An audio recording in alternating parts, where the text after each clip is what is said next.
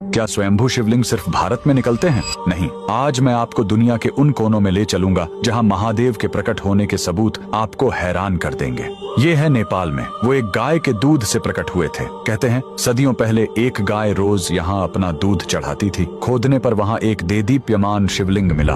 आज भी पशुपतिनाथ वहीं विराजते हैं। वियतनाम में वो 1100 साल तक जंगल के नीचे दुनिया की नजरों से छिपे रहे। 2020 में भारतीय पुरातत्व विभाग को खुदाई में 9वीं सदी का यह अखंडित शिवलिंग मिला, मानो महादेव सही समय का इंतजार कर रहे थे। कंबोडिया में वो आज भी नदी के अंदर से बहते हुए जल को पवित्र कर रहे हैं। यहाँ नदी के पत्थरों में ही हजारों शिवलिंग तराशे गए हैं। इसी नदी के पत्थरों में भगवान विष्णु के शेषनाग पर लेटे हुए अद्भुत रूप को भी उकेरा गया है। साथ ही कई अन्य देवी देवताओं की प्रतिमाएं भी हैं। पर रुको, इंटरनेट पर दिखने वाला सब कुछ सच नहीं है। आयरलैंड का ये पत्थर ये शिवलिंग नहीं है, ये वहाँ के राजाओं के राज्याभिषेक का भाग्य का पत्थर है। और जापान के नागोया शहर के तोगंजी मंदिर की ये जीवन के स्रोत के रूप में शिवलिंग मौजूद है ना? कमाल की जानकारी। कमेंट्स में हर हर महादेव जरूर लिखें।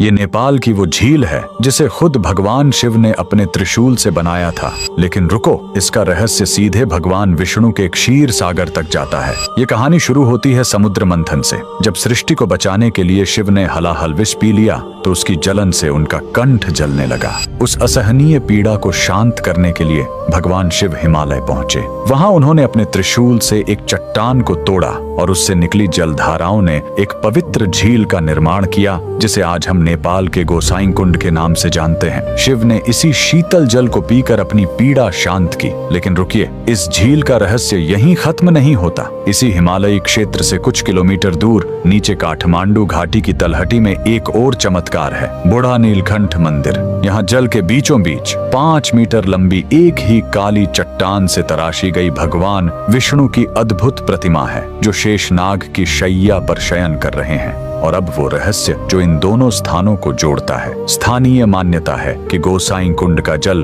भूमिगत रूप से सीधे बूढ़ा नीलकंठ के इस सरोवर तक आता है। लोग मानते हैं कि अगस्त के महीने में जब गोसाई कुंड में जनई पूर्णिमा का मेला लगता है तो बूढ़ा नीलकंठ के इस सरोवर में भी दूध जैसी सफेदी दिखाई देती है, मानो शिव के कुंड की शीतलता और पवित्रता यहाँ तक पहुँच गई हो। अगर आप भी महादेव के भक्त हैं तो कमेंट्स में जय श्री हरि जरूर लिखें।